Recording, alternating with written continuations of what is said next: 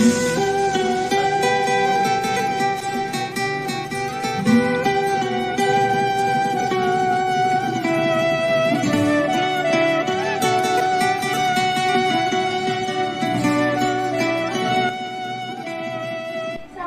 محمد فیروز میرا نام ہے جی. میرے والد صاحب کا نام وزیر غلام حیدر ہے. مہدی آباد سے ہمارا تعریف میں کہوں گا آپ کو. تھوڑی اس کی وضاحت کر لیں. حریف جو ہے اس حریف کے بھی اقسام. اس حریف میں پھر آپ کو یہ ساز بجا کے اس وقت بیماریوں کے لیے علاج بھی کرتے تھے. ان کا ابھی آپ نے بلڈنگ بنایا, جتنے بھی آپ کے وہاں سے سیاح آتے ہیں یہاں کے رسم و رواج دیکھنے کے لیے آتے ہیں. اب ہم نے پورا RCC مکانات بنایا تو وہ کیا دیکھیں. ہمارے کھانا پینا دیکھنے کے لیے آتے ہیں, بود و باش دیکھنے کے لیے آتے ہیں. یہاں پر تو کوئی چیز موجود نہیں. ہمارے بلتی میں غزل نہیں تھی. جس طرح ابھی غزل شروع ہو گیا نا جی, ڈھول کے ساتھ بجا کے ساتھ, وہ اللہ واللہ میں آتا ہے, وہ پھر گناہ والی چیز. ساز بجا کے بچوں کو رونے سے روکتے بھی تھے. ساز دوسری موسیقی سے آپ نیند بھی آتی تھی. اس وقت مرثیہ ہو گیا, نوحہ ہو گیا, ان سب کو بلتی میں اب خلو کہتے ہیں جی. خلو لفظ بلتی ہے, خلو استوتخلو, اسی طرح سکھلو مرثیہ کو کہتے ہیں. یہ خلو سب میں آتا ہے. یعنی بلتی زبان میں ترنم سے جو چیز پڑھی جائے اس کو خلو کہتے ہیں. جب سے اسلام آیا ہماری زبان پر سب سے پہلا اثر. اعوذ باللہ من الشیطان الرجیم, بسم اللہ الرحمن الرحیم. السلام علیکم ناظرین, میں ہوں آغا زمانی اور میں اس وقت ہوں اسکردو بلتستان میں. اور اس وقت میں محترم وزیر محمد فیروز صاحب سے ملنے آیا تھا, اور یہاں کی خاص طور پہ بلتستان کی ثقافت کے بارے میں, یہاں کی بود و باش کے بارے میں, یہاں کی مختلف ٹریڈیشنل کھانوں کے بارے میں, یہاں کی عمارتوں کے بارے میں اور یہاں کی ثقافت کے بارے میں ان سے آج چاہ رہے ہیں کہ تفصیلی گفتگو ہو اور مجھ سمیت آپ ناظرین تک وہ تمام معلومات پہنچ سکیں. آپ گزشتہ کئی سالوں سے ریڈیو پاکستان اسکردو سے منسلک ہیں. آپ اسکرپٹ رائٹر بھی ہیں اور ایک منجے ہوئے اینکر بھی ہیں. تو ہم چاہیں گے کہ محترم وزیر محمد فیروز صاحب کے خیالات آپ تک پہنچائیں. محترم وزیر محمد فیروز صاحب. بسم اللہ الرحمن الرحیم. السلام علیکم آغا صاحب. وعلیکم السلام. جس طرح آپ نے فرمایا, وزیر محمد فیروز میرا نام ہے جی. میرے والد صاحب کا نام وزیر غلام حیدر ہے. مہدی آباد سے ہمارا تعلق ہے جی.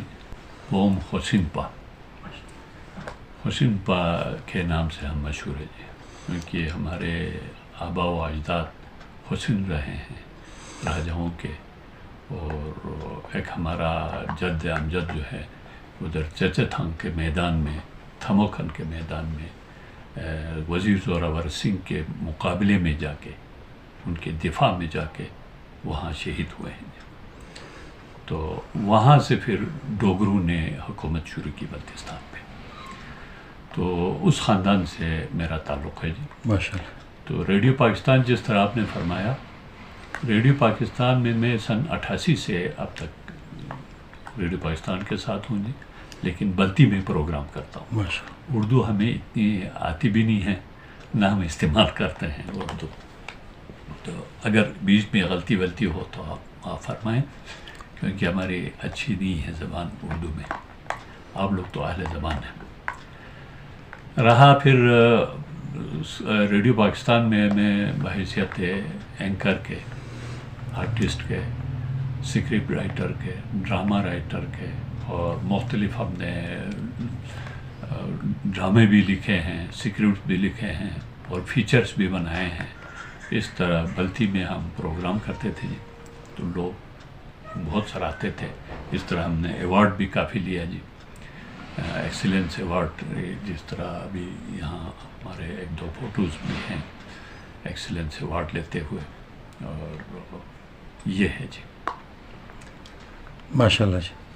محترم وزیر محمد فیروز صاحب, ہم آپ سے پوچھنا چاہیں گے کہ بلتستان کی تاریخ میں اور ہماری ثقافت میں مذہبی رنگ اور مذہبی اثرات وہ کس حد تک تھے اور اب کس حد تک ہیں، اس حوالے سے بھی تھوڑا سا آپ گفتگو فرمائیں۔ جی، جہاں تک مذہبی رنگ کا تعلق ہے، میں آپ کو تھوڑا سا پیچھے لے کے جاتا ہوں۔ جی بالکل۔ پہلے اس ایریے میں جب ہم لداخ کے ساتھ تھے، تبت کے ساتھ تھے، اس وقت بونچوس میں رہے، پھر بچوس یہاں رائج رہا، اس کے بعد پھر اسلامی اس میں آئے مذہب۔ کسی بھی ملک کے، کسی بھی علاقے کی ثقافت جو ہے اس کی پہچان ہوتی ہے، اور وہ ثقافت کی بنیادی چیز جو ہے زبان ہے، ٹھیک ہے نا جی؟ زبان آپ کی ثقافت کی بنیادی جز ہے۔ آپ اپنے زبان کو جس حد تک اس کو استعمال کرتے جائیں گے، فرض کریں ابھی پنجابیوں نے، سندھیوں نے، پٹھانوں نے اپنی زبان کو فروغ دے کے اسی زبان میں پھر تدریسی نظام بھی انہوں نے چلایا، اس لیے وہ لوگ بہت آگے نکل گئے۔ جب سے اسلام آیا، ہماری زبان پر سب سے پہلے اثر پڑا۔ ہم پہلے آگے زبان میں لکھتے بھی تھے، اسکرپٹ آگے زبان میں لکھتے تھے، تو اس وقت تک تو ہمارے رسم الخط جہاں تک چلتا تھا، اس وقت مرثیہ ہو گیا، نوحہ ہو گیا، ان سب کو بلتی میں اب خلو کہتے ہیں جی۔ خلو لفظ بلتی ہے، خلو، ستوتخلو قصیدے کو کہتے ہیں، بخلو، پھر اسی طرح مختلف اس کے اقسام ہیں جی۔ اسی طرح سکھلو مرثیہ کو کہتے ہیں۔ یہ خلو سب میں آتا ہے، یعنی بلتی زبان میں ترنم سے جو چیز پڑھے جائے اس کو خلو کہتے ہیں۔ خلو کہتے ہیں جی، ٹھیک ہے نا جی؟ جہاں تک موسیقی کا تعلق ہے، لفظ موسیقی میں ذرا تھوڑا سا آپ کو بتا دوں۔ یہ کہتے ہیں جی حضرت موسیٰ علیہ السلام کو جب فرعون کی فوج نے بھگایا، پیچھا کیا، تو حضرت موسیٰ علیہ السلام اپنے فوج کے ساتھ، اپنے قبیلوں کے ساتھ بھاگ گئے، بھاگ کے دریائے نیل کے نزدیک پہنچ گئے۔ اب حیران ہو گئے، یہاں سے پھر دریا کیسے عبور کریں، پیچھے سے فوج آ رہی ہے۔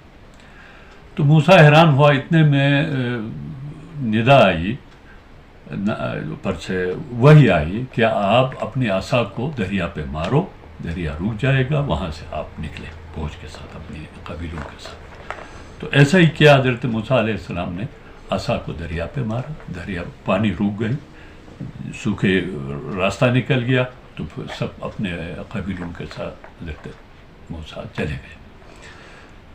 بیچ دریا کے بیچ میں پہنچے تو وہاں ایک سفید بڑا پتھر تھا، حکم ہوا کہ آپ اس پتھر کو بھی لے کے نکلیں۔ حضرت موسیٰ نے اپنے بندوق کو کہا اس پتھر کو ساتھ لے کے چلو۔ خیر بعد میں جب اس کی فرعون کی فوج آئی تو دریا پھر بہنا شروع ہو گیا، وہ غرق ہو گئے فرعون کی فوج۔ حضرت موسیٰ نکل گئے دریا پار کر کے، چلتے گئے ایک جگہ پر پہنچ کے میدان میں پہنچ گئے، صحرا تھا، اب پانی بھی انہوں نے ساتھ لے کے گئے تھے جس طرح حکم ہوتا ہے۔ خیر میں نے ابھی اس پتھر کو ہائی لائٹ کرنا ہے۔ وہ ایک جگہ پر وہ لوگ پہنچے، وہاں پر پانی وانی کچھ بھی نہیں تھا، صحرا تھا۔ تو وہاں پر حکم ہوتا ہے، فریاد کیا موسیٰ نے، یا اللہ اب میرے فوج جو ہے، قبیلے جو ہے پیاس سے مر رہے ہیں۔ تو اس وقت حکم ہوتا ہے آپ اس پتھر کو تھوڑی سی اونچی جگہ پر رکھ کے اس پہ عصا مارو۔ چونکہ حضرت موسیٰ کے ساتھ 12 قبائل کے لوگ تھے، عصا اس پتھر پہ جب مارا تو وہاں سے 12 چشمے پھوٹ پڑتے ہیں، ہر قبیلے کے لیے الگ الگ چشمہ۔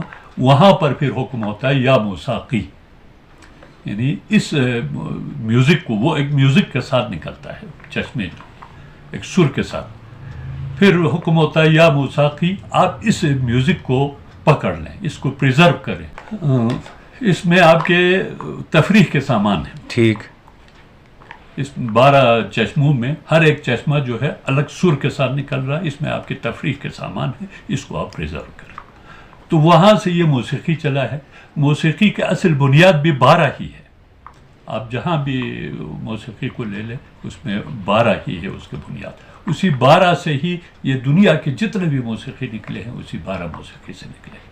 حضرت داؤد بے، جس طرح ہمارے شاعر اہل بیت انہوں نے بھی ذکر کیا ہے انہیں 12 چشموں سے موسیقی جو نکلی ہے. پھر ہمارے حرب، اب ہم بلتی میں جائیں گے تو اس کو اچھا وہ بھی کر سکتے تھے. ابھی آپ اردو میں کہہ رہے ہیں تو حرب میں کہوں گا آپ کو. تھوڑی اس کی وضاحت کر لیں. حرب جو ہے سامان حرب سے نکلا ہے. اس وقت سامان حرب سے حرب نکلا ہے. یہ ساز و سامان کے ساتھ یہ بھی ایک سامان تھا. حرب جو بجاتے تھے جی. ہمارے راگ جو ہے راگ بجاتے تھے. اس حرب کے بھی اقسام ہیں. اس حرب میں پھر آپ کو یہ ساز بجا کے اس وقت بیماریوں کے لیے علاج بھی کرتے تھے. ساز بجا کے بچوں کو رونے سے روکتے بھی تھے. ساز موسیقی سے آپ نیند بھی آتی تھی.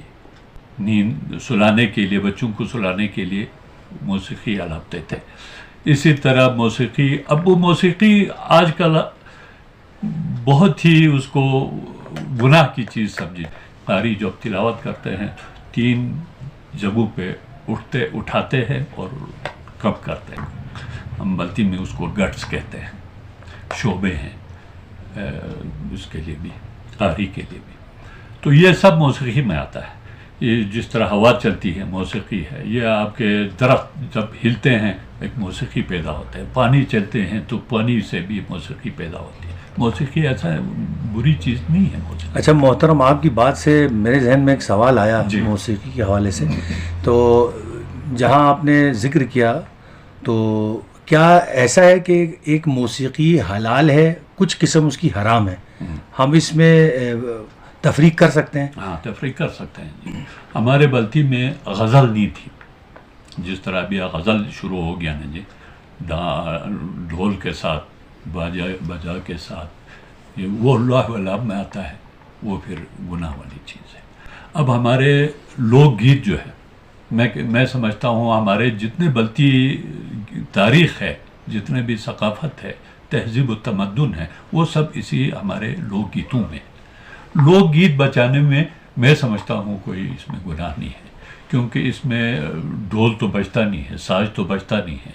کوئی سر کے ساتھ ایک تاریخ بتاتے ہیں، ترنم کے ساتھ بجاتے ہیں. فرض کریں میں آپ کو ایک بوں مریم کا بتاتا ہوں. جی. بوں مریم کی ایک لوک گیت ہے. بوں مریم یہاں کے ایک راجا کی بیٹی تھی. وہ یتیم ہو گئی. کہاں کے راجا تھے وہ؟ اسکردو کے. اسی جگہ پہ میرے گھر سے تھوڑا سا آگے روڈ کراس کر کے ادھر اس کا محل تھا بوں مریم کا. تو اس وقت بلتستان پہ پٹھانوں کی حکومت تھی. اچھا. تو پٹھان لوگ خراج لیتے تھے یہاں سے، سونے چاندی اناج پیسے اس طرح. اس کے ساتھ ساتھ ایک لڑکی کو بھی لے کے جاتے تھے. اچھا. خراج میں. تو جب باری آئی بوں مریم کی، تو بوں مریم نے پھر پٹھانوں نے بوں مریم کو لے کے ادھر آپ کے یہ برگے نالا سے لے کے جا رہے تھے. کشمیر لے کے جاتے تھے، افغانستان کی طرف. برگے نالہ سے لے کے جاتے تھے. تو اوپر برگے نالے میں جب ٹیکری پہ پہنچا تو بوں مریم نے ایک فریاد کی.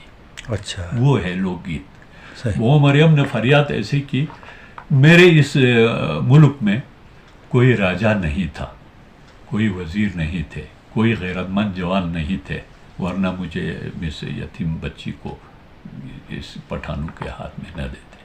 کوئی غیرت مند جوان ہوتے تو کم از کم مجھے چھین کے ان پٹھانوں کے ہاتھ سے مجھے چھڑا لیتے. اس طرح کی ایک فریاد ہے. بوں مریم نے فریاد کی. وہ اتفاق سے چرواہے لوگ ادھر اس ایریے میں تھے. چرواہوں نے وہ بات فریاد سنی. سننے کے بعد انہوں نے آ کے نیچے گاؤں میں ان کا ذکر کیا، یار اس طرح آپ لوگ ادھر ہماری بوں مریم کو خراج میں دے دیا ہے. وہ ادھر سے اس طرح کی فریاد کرتے. یہاں کوئی غیرت مند راجا نہیں تھا، کوئی غیرت مند وزیر نہیں تھے، کوئی غیرت مند عوام نہیں تھے، کوئی غیرت مند جوان نہیں تھے. اس طرح میں یتیم بچی جو ہے ان کے خراج میں جا رہی ہوں. تو پھر جوانوں نے سوچا یار وہ کتنے لوگ ہیں. انہوں نے کہا بس زیادہ سے زیادہ وہ 15-20 لوگ ہیں. انہوں نے کہا ہم جاتے ہیں. سارے جوان جمع ہو کے چلے گئے اور بوں مریم کو چھین کے وہاں سے لے کر آئے. یہ ایک کہانی ہے. ٹھیک ہے نا جی. یہ لوک گیت میں ہے. صحیح. اب لوک گیت کو، اب اس گیت کو آپ کیا کہیں گے؟ تاریخ کہیں گے یا اللہ والعاب کہیں گے یا کیا کہیں گے؟ تو اس میں اللہ والعاب کی کوئی چیز نہیں. ایک مظلومہ کی داستان کہیں گے. مظلومہ کی داستان ہے. اسی طرح لوک گیتوں میں ہے میاں بیوی کی داستان، بھائی بہنوں کی داستان، شوہر اور بیوی کی داستان، ماں اور بیٹی کی داستان. اس طرح کی لوک گیتوں میں ہماری تاریخ جتنا بھی ہے، ہمارے جتنی ثقافت، ادب، تمدن جتنا ہے، یہی لوک گیتوں میں ہے یا ہمارے زروخلو میں ہے، داستانوں میں جو بیچ میں ہم جو گاتے ہیں اس کو زروخلو کہتے ہیں اردو بلتی میں. تو وہ زروخلو پوری ہمارے بلتی تاریخ ہے. تو اس کے گانے میں میں سمجھتا ہوں کوئی غلط چیز. زروخلو یعنی کہانی ایک طرح کہاں داستان. ہمارے داستان تھے نا جی، جس طرح کیسر کے داستان، لوک گیت اس میں پھر گاتے ہیں بیچ میں. تو وہ چیزیں ہیں. تو جس مطلب میں کہہ رہا تھا ابھی، بنیادی چیز ثقافت کا جو ہے زبان ہے. تو اسلام آنے کے بعد اس پہ اثر پڑا زبان پہ. اس کی اسکرپٹ رائٹنگ جتنے بھی آگے میں ہم جو کر رہے تھے وہ پھر معیوب سمجھا گیا. انہوں نے کہا یہ بدھسٹ ہے، لہٰذا بدھ کی چیز کو پھینک دو، چھوڑ دو. پھر فارسی رسم الخط آ گیا. اس طرح تھوڑا سا ہمارے اس پر برا اثر پڑا. میں سمجھتا ہوں یہ برا زبان پہ. ٹھیک ہے نا جی. اگر یہ رسم الخط ہماری اس وقت چل رہی تھی، رسم الخط، وہ ابھی تک ہوتا تو ہمارے جتنے بھی ابھی تعلیم جو ہے، سائنس کے شعبے ہیں، معاشرتی علوم کے شعبے ہیں، آپ کے جتنے بھی شعبے ہیں، وہ سارا رسم الخط بلتی میں ہوتا تو ہم سیکھنے میں بھی آسانی ہوتی. ابھی ہم لکھتے کچھ اور انداز سے، وہ پڑھتے کچھ اور انداز سے. ابھی انگلش بھی پڑھاتے ہیں ہمیں، فارسی بھی پڑھاتے ہیں، عربی بھی پڑھاتے ہیں، اردو بھی پڑھاتے ہیں. تو پھر مرغولہ سا بن جاتا ہے بچوں کے ذہن میں. اس طرح پھر نکمہ رہ جاتا ہے. صحیح. میرا کہنے کا مطلب یہ ہے. ادروائز یہ اسلام آنے کی وجہ سے بہت سارے اچھی تبدیلیاں بھی آئی. جس طرح لال لمحوں کو ہم لو سمجھتے تھے، وہاں اس وقت یہ کنسیپٹ ہمارا یہ تھا کہ ان کو مافوق الفطرت چیز ہے، ان کو خوش کرنا پڑتا تھا. وہ لوگ خوش ہو تو فصل بھی آتا تھا، وہ لوگ خوش ہو تو خوشحالی بھی آتی تھی ملک میں، وہ خوش نہ ہو تو کچھ نہیں ہوتا تھا. اس وقت یہ گیت گانا، غزل گانا، تماشا کرنا، یہ وہ سارا اس وقت تھا. وہ اسلام کے آنے کے بعد وہ اللہ والعاب سارا ختم ہو گیا. تو اسلام نے پھر یہ فائدہ بھی دیا ہمیں. پھر کچھ ہمارے توہمات تھے، ان کو اسلام نے ختم کیا. اب کچھ چیزیں اچھی چیزیں بھی تھیں بون مذہب میں، کچھ اچھی چیزیں، جس طرح یہ آپ ہم کسی سفر میں جاتے ہوئے، یہاں کا ثقافت یہ ہے سفر میں نکلتے وقت کوئی آٹا ایک نکالتا ہے صدقے کے طور پر، پلیٹ میں صدقے کے طور پر آٹا نکالتے ہیں. اس کے اوپر کچھ پیسے بھی رکھتے ہیں، مکھن بھی رکھتے ہیں، انڈا بھی رکھتے ہیں. یہ مختلف وہ ہے. تو وہ ہے بدھزم کا، وہ بونزم کا. لیکن اسلام نے اس کو اپنایا کیونکہ یہ اچھی چیز تھی. ٹھیک ہے نا جی. اس طرح ہمارے فرض کریں یہ رسم نوروز، یعنی اسلام نے اس کی تائید کی. جی انہوں نے رکھا. ٹھیک. یہ صدقہ ہے. اب رسم نوروز یہ ہماری ثقافت کا ایک اہم جز ہے. نوروز میں ہم ہمارے بلتی کھانے بھی پکاتے تھے، پڑپو بھی پکاتے تھے، بلے بھی پکاتے تھے. اس طرح کی چیزیں تھیں. پھر اپنے تمام رشتہ داروں کو بلاتے تھے، خاص کر داماد کو ملتے تھے، آپس میں ریش اقربا ملتے تھے. کپڑے، نیا کپڑے پہن کے جانا، بچوں دوستوں کے ساتھ پھرنا، پھر ان کو بلا کے گھر میں دعوت دینا، ایک دوسرے کے گھر میں مبارکبادی کے لیے جانا. یہ ہے اصل میں دوسرے یعنی کیا کہتے ہیں وہ ایران میں ہے نا جی. شروع میں ایران سے آیا ہے. جی جی. آتش پرست کہتے ہیں. ان کا ہے یہ رسم مفن اور یہ رسم نوروز، یہ وغیرہ وہاں سے آئے ہیں. لیکن یہ اچھی رسم ہے، اس لیے اسلام نے بھی اس کو اپنایا. اسلام نے کہا کوئی اس میں غلط چیز نہیں ہے. حالانکہ یہ آپ کے جو حریب کا میں ذکر کر رہا تھا جی. وہ نوروز کے لیے الگ حریب ہے. اچھا. آپ کے 5 وقت کی نماز کو جگانے کے لیے الگ حریب ہے. یگا، دوگا، سیگا، چہارگا، پنجگا آج کل ایران میں بھی رائج ہے، یہ بجاتے ہیں ہر نماز کے ٹائم پر حریب بجاتے ہیں.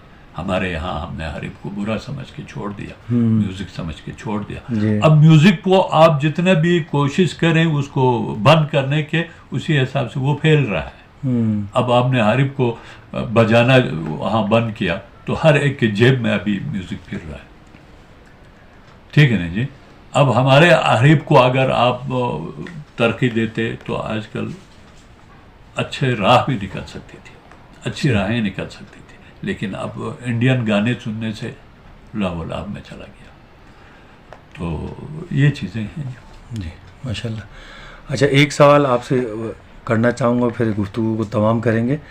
وہ یہ کہ بعض لوگوں کا کہنا ہے کہ جب سے بلتستان میں مطلب ڈیولپمنٹ ہوئی ہے، ترقی ہوئی ہے، رسد بڑھی ہے، سڑکیں کشادہ ہو گئی ہیں، بہت اچھی آرام دہ سڑکیں بن گئی ہیں، پاکستان سمیت پوری دنیا سے سیاح یہاں ہر سال خاص طور پہ موسم گرما میں آتے ہیں. تو ظاہر ہے یہاں کی ثقافت پر بھی، یہاں کی بود و باش پر بھی اس کے اثرات مرتب ہو رہے ہوں گے. تو آپ کیا سمجھتے ہیں کہ ان اثرات کو جو ہماری ثقافت ہے، اس خطے کی اس ثقافت کو محفوظ رکھنے کے لیے ہمارے یہاں کے جو اہل نگاہ، اہل فکر افراد کیا کیا اقدامات کر سکتے ہیں کہ ہم اپنی ثقافت کو محفوظ کر سکیں؟ جہاں تک ثقافت کو محفوظ کرنے کا تعلق ہے نا جی، کچھ چیزیں ایسی ہے جو ترقی کے ساتھ بدل بھی جاتی ہیں. فرض کریں اب ہمارے کپڑے جو ہیں وہ ترقی کے ساتھ بدل جاتا ہے. پہلے ہم کبھی شلوار پہنتے تھے، اب آج کل پینٹ پہنتے ہیں. ٹھیک ہے نا جی. پہلے ہم پیدل چلتے تھے، آج کل گاڑیوں میں پھرتے ہیں. پہلے ہم ٹکو پولو کھیلتے تھے، آج کل پھر گھوڑا یہ جو پولو کھیلتے ہیں. ٹھیک ہے نا جی، شاہی پولو وہ کھیلتے ہیں. اچھا، اسی طرح یہ بہت ساری چیزیں ایسی ہیں جو ترقی کے ساتھ ساتھ بدل جاتی ہیں. جہاں تک میں یہی کہہ رہا ہوں، بنیادی چیز جو ہے زبان ہے. زبان کو ایک طرف ہمیں فروغ دینا ضروری ہے، ہماری زبان کو فروغ دینا بہت ضروری ہے. اور اب بلڈنگ کا، ابھی آپ نے بلڈنگ بنایا، جتنے بھی آپ کے وہاں سے سیاح آتے ہیں یہاں کے رسم و رواج دیکھنے کے لیے آتے ہیں. اب ہم نے پورا RCC مکانات بنائے تو وہ کیا دیکھیں گے؟ ہمارے کھانا پینا دیکھنے کے لیے آتے ہیں، بود و باش دیکھنے کے لیے آتے ہیں. یہاں پر تو کوئی چیز موجود نہیں ہے. ابھی کوشش ہمیں یہ کرنا چاہیے، ہمارے فریم سٹرکچر جس طرح ہم لکڑی کے ہم کہتے تھے ٹھٹھر، بلتی اصل جو ہے تعمیر کرنے کا مکانات ٹھٹھر سے تعمیر کرتے تھے.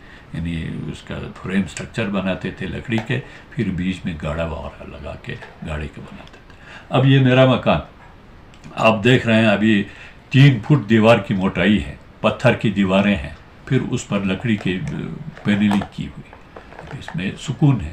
چھت کے اوپر بلی لگانے کے بعد، کڑی لگانے کے بعد تختہ لگا کے اوپر مٹی لگاتے ہیں. یہ ہماری ثقافت ہے. اس میں ہم آرام سے سکون سے بیٹھتے ہیں. سردیوں میں گرم ہوتا ہوگا اور گرمیوں میں ٹھنڈا، گرم ہے، گرمیوں میں ٹھنڈ ہے. ٹھیک ہے نا جی. یہ دیکھنے کے لیے آتے ہیں لوگ کہ یہ لوگ کس طرح.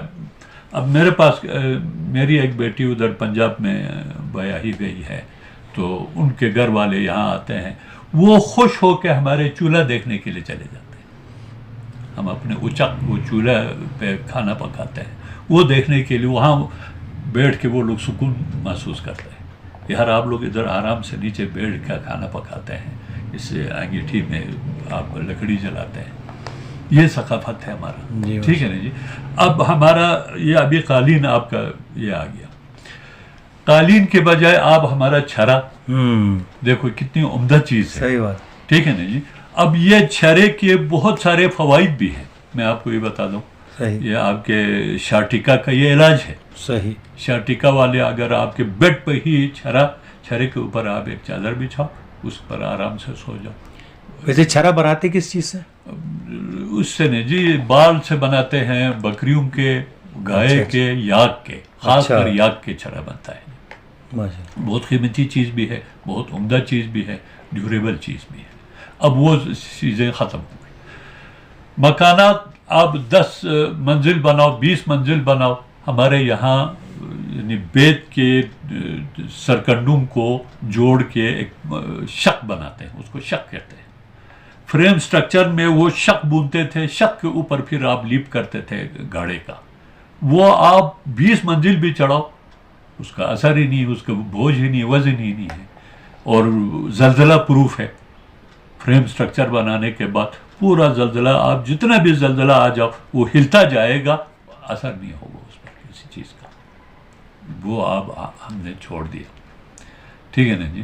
اب اسی طرح مختلف چیزیں ہیں جی دکھانے کے لیے. ہمارے کھانا، ہمارا اذوق لوگوں کو کھلاؤ.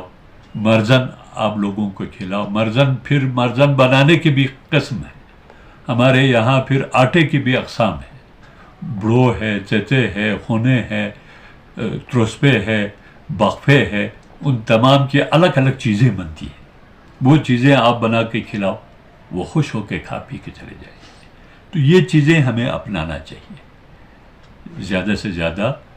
ہاں جتنے بھی سیاح آتے ہیں ان کو یہ چیزیں آپ پریزنٹیشن ان کا کریں گے، وہ لوگ خوش ہو جائیں گے. یہ میرا کہنا ہے. ماشاء اللہ، بہت شکریہ. یہ تھے محترم وزیر محمد فیروز صاحب، جنہوں نے بلتستان، پورے گلگت و بلتستان کی ثقافت کا، یہاں کی زبان کا، یہاں کی کلچر کا، یہاں کی بود و باش کا احاطہ کیا. امید ہے آپ کو ہماری یہ ویڈیو پسند آئی ہوگی. اگر آپ کو ہماری یہ ویڈیو پسند آئی ہے تو اس ویڈیو کو لائک کیجئے اور اپنے دوست احباب کے نمبروں پر شیئر کیجئے. اور اگر آپ ہمارے چینل پر نئے آئے ہیں تو ہمارے چینل کو سبسکرائب کیجئے. انشاءاللہ پھر کسی شخصیت کے ساتھ، نئے مقام کے ساتھ اور کسی نئی ویڈیو کے ساتھ حاضر ہوں گے. جب تک کے لیے اجازت دیجیے. خدا حافظ.